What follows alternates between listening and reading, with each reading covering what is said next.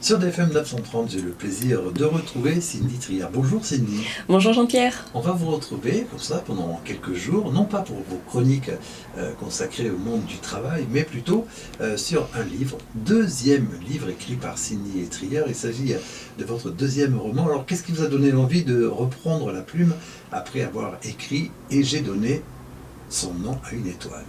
Eh bien, en fait, Jean-Pierre, je le dois très clairement à l'ensemble de mes lecteurs qui m'en ont fait des retours assez exceptionnels, assez incroyables. Et j'ai donné son nom à une étoile. C'était une première, c'était le 3e livre, mais le tout premier roman. Et je ne savais pas vraiment ce que je valais en soi. C'était, je vous l'avais raconté la première fois sur les ondes de DFM, un challenge qui m'avait été lancé par ma maman. C'était un cadeau qu'elle espérait de ma part. Et en l'occurrence, je ne savais pas si j'aurais bien l'étoffe d'une romancière. Et je dois dire que ces multiples retours qui ont été véritablement positifs m'ont mis un baume au cœur extraordinaire. Parfois même m'ont ému parce que nombre de personnes m'en ont fait un retour élogieux, mais pas tant sur l'écriture ou sur le contenu que sur ce que ça leur avait apporté dans leur vie propre. Et ça, pour moi, ça n'avait pas de prix.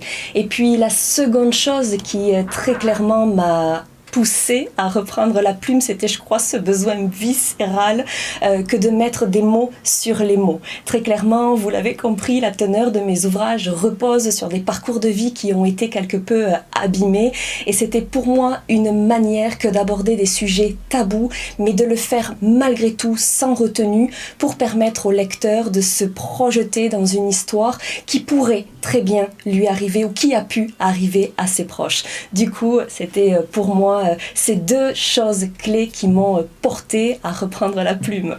Alors pendant plusieurs semaines, on va découvrir comme ça ce livre, et peut-être aussi quelques extraits, ce livre dont on va donner tout de suite le titre. Eh bien, il s'appelle tout simplement « Demain, je déploierai mes ailes, rebondir coûte que coûte ». Alors, on va mettre quelques photos sur nos réseaux sociaux de ce livre, mais on va vite s'apercevoir qu'en fait, ils pourraient presque se ressembler. C'est vous qui avez imaginé le fait qu'on puisse les mettre côte à côte et que ça puisse, dans une bibliothèque, former comme ça toute une étagère presque.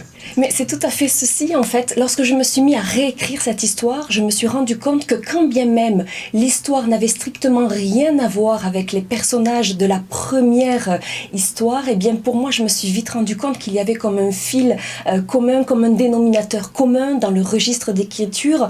Et je me suis dit, mais bon sang, ce serait merveilleux que d'avoir le cran, le courage, l'énergie, le talent finalement pour pouvoir écrire comme une collection et de fait réfléchir à une mise en page qui soit pour le coup uniformisée, quand bien même ce n'est pas exactement la même bien sûr. Ça avait vraiment pour moi à vocation de se dire effectivement si je le pose sur une étagère, il est de fait possible de reconnaître là l'esprit d'une collection et de pouvoir savoir finalement que ces ouvrages ont été écrits par le même auteur. Voilà, c'est la griffe de Cindy. Ah ouais. Alors, avant de se quitter pour cette semaine, je voudrais savoir, quand on part sur un deuxième livre, Oui. est-ce qu'on se replonge dans l'ancien ou on se dit non, je démarre, je sais où on en est, je démarre tout seul.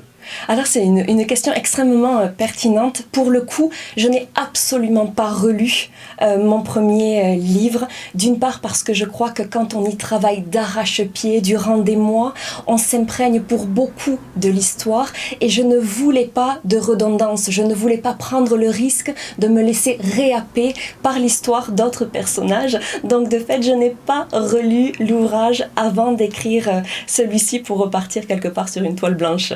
Très bien, c'est dit. Merci, on se retrouve la semaine prochaine. On va découvrir ce livre, le nouveau roman de Cindy Trier.